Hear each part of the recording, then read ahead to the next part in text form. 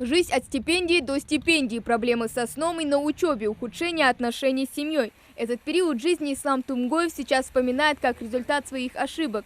Из-за необдуманного поступка и любопытства дошел до привыкания к курению, признается парень. Однако теперь табакозависимость в прошлом.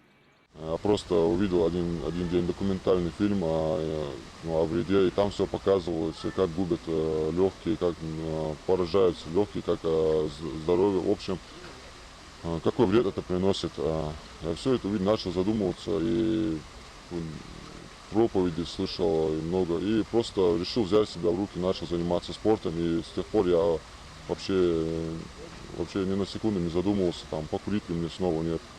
Просто спорт, да, и это все вывело меня с этого состояния. Плюс это по религии неправильно, то есть приносить самому себе вред здоровью перед Всевышним, да, это неправильно. Уж сколько раз твердили миру, что табак вреден и опасен, но только все без толку. С каждым годом число курильщиков только растет. Курение убивает человека разными путями, начиная от онкологических заболеваний и заканчивая проблемами с сердцем. Как правило, риск развития онкологической патологии легких при табакокурении возрастает при длительном стаже табакокурения, в особенности после постановки диагноза. То есть, когда ставят настораживающий диагноз пациенту, он продолжает при этом активно курить. Также следует отметить то, что при отказе от курения, в особенности, когда стаж курения небольшой, риск развития онкологической патологии органов дыхания у такого человека приравнивается практически к человеку, который вовсе не курил. Ежегодно сигареты вызывают различные заболевания почти у 300 тысяч россиян. В особой группе риска находятся подростки, чье физическое развитие далеко от завершения. Средний возраст начала курения снизился до 10-11 лет. К слову, ранее увлечение сигаретой приводит к ослабленной дыхательной системе. То есть, начав курить сегодня, далеко убежать завтра вы вряд ли сможете. Здравствуйте, мои родные, что-то вы плохо выглядите. Сейчас я вас послушаю. Замечательно. Дышите глубже. Ребята, вы слишком много курите. С такой отдышкой вам не пробежать и 100 ярдов. Запомните, курение вредно для здоровья.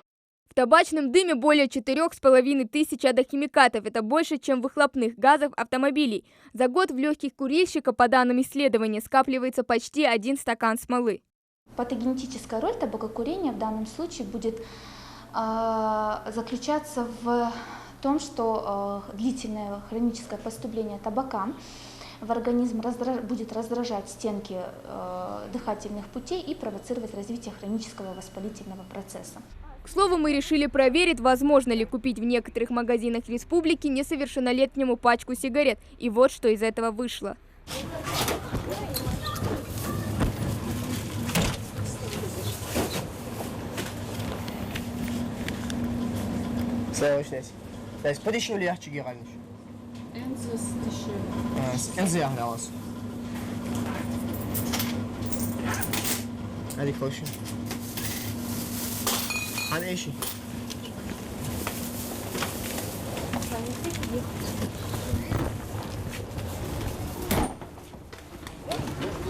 Ты только что стал главным героем нашего социального эксперимента. Какие у тебя ощущения? Вот как ты думаешь, правильно ли это продавать сигареты несовершеннолетним? Ощущения не такие уж хорошие.